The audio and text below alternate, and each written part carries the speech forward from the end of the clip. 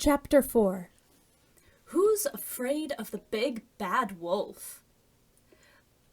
By jingo, the big bad wolf on ice. Who'd have thought it? Tom Sawyer said. He sat on a metal bench inside an armored car, his bare feet stretched out onto the seat on the other side, where his companions, a pair of Arthurian knights, faced him.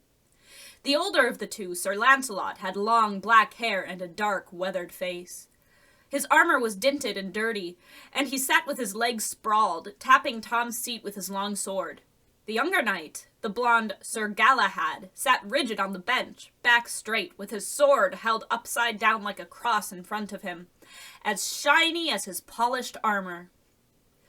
Just beyond all three of them, toward the front of the car, lay the big bad wolf, shackled, chained, and bound for his prison in the wild woods.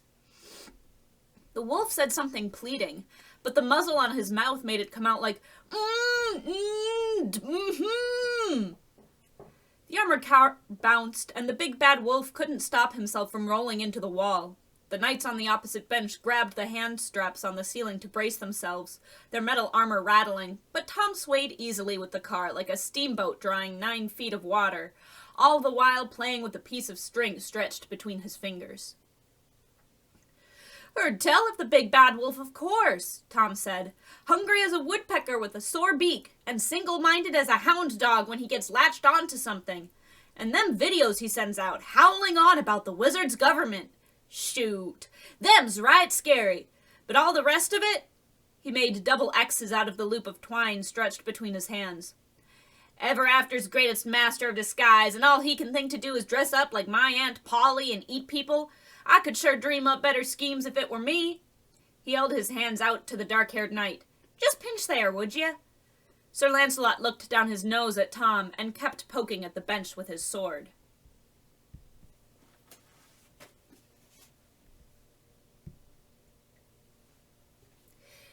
"Think you're all high and mighty, is that it?" Tom said. "I could lick you with one hand tied behind my back." "Why doesn't thou then?" Lancelot challenged. "Father, remember thyself," Galahad said. "Thou art a knight of the Round Table. What matters this fool to you? We have in our charge the worst villain ever seen on these shores. Our attention cannot be led astray." "What good is this runt of a boy in watching the wolf anyway?" Lancelot asked. "The ever-after Department of Homeland Security claimeth he is as devious as the wolf, and can be counted upon to see through any subterfuge," Galahad told him.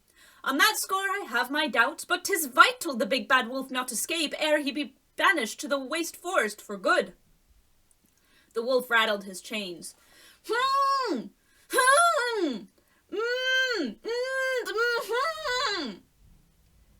"Don't forget, I was a detective once too." "Here," Tom said. He offered his twine-tied hands again to Lancelot. "Just pull on that string." Lancelot didn't bite. Tom turned to the shackled wolf. "What about you, Harry?" The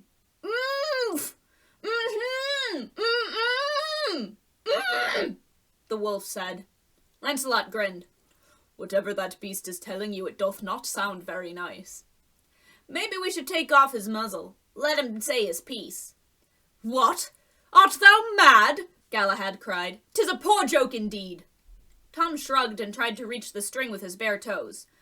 "The big bad wolf ain't all that scary," he said. "Not any more."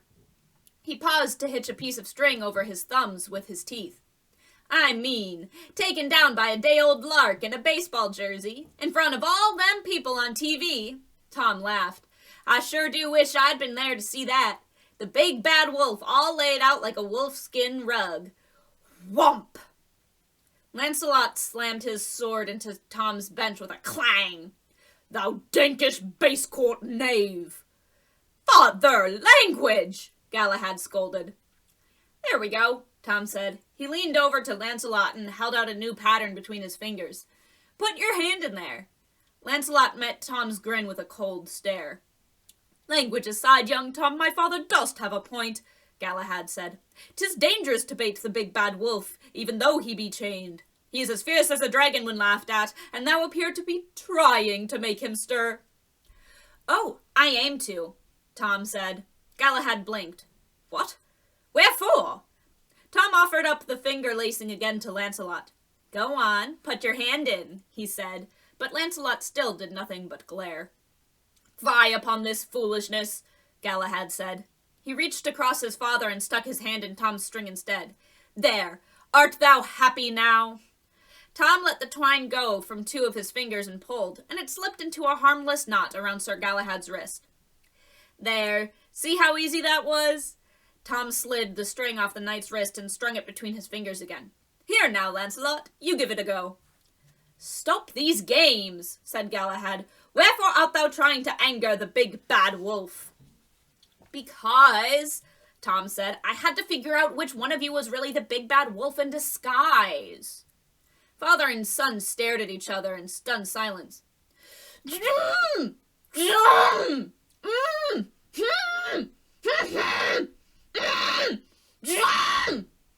The muzzled wolf cried from inside the cage. Thou pig-faced git, Lancelot spat. Aw, come on, Tom told Lancelot. These 2 may have just fallen off the turnip trot, but I've been at this a far sight longer. Like the man said, I know all the tricks. Heck, I invented half of them. But I'm not the wolf, and Lancelot, he cannot be the wolf, Galahad said. Art thou saying I do not know mine own father?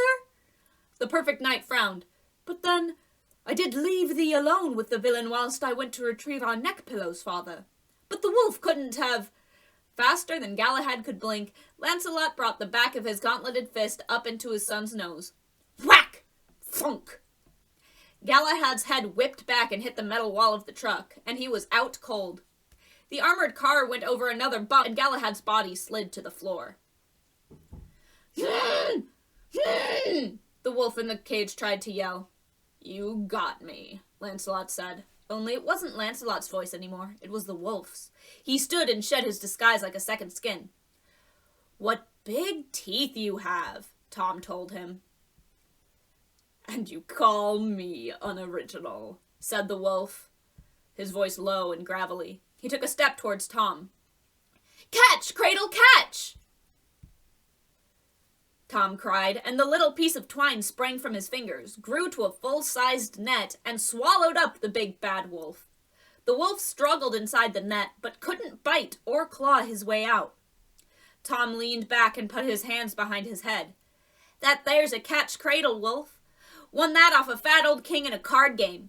Called himself a king, anyway. The rope's as strong as steel, and no matter how big or how small a thing gets, there's always just enough net to keeps it caught. To test that, the wolf grew big, then small, then normal-sized again. True to Tom's word, the catch-cradle stayed tight the whole time. I knew you were couldn't just let a sleeping dog lie now, could you? Tom nudged at Galahad's unconscious body on the floor. Don't know what these boys was thinking. Putting you in chains? Locking you behind bars? When you can be any size you want? And you're a master of disguise? Dang. When I found out one of them had been alone with you, I knew you wouldn't have missed the chance to switch places. I sure wouldn't have. I just didn't know which one of them it was. Both of them got their swords stuck so far up there. Fall, Cradle, fall! The wolf cried, using Tom's voice, but quick as an echo, Tom said, Catch, Cradle, catch! Right back, and the wolf was trapped all over again. I knew you'd try that, Tom told him. But long as I'm awake, I can put that catch-cradle back on you quick as a hiccup, and we'll be to McDougall's Cave or the Wild Woods or whatever it everybody calls it before I need to shut an eye. Tom stood and circled the wolf. Ha! Caught twice in one day. That's downright embarrassing, I reckon. The wolf's eyes narrowed.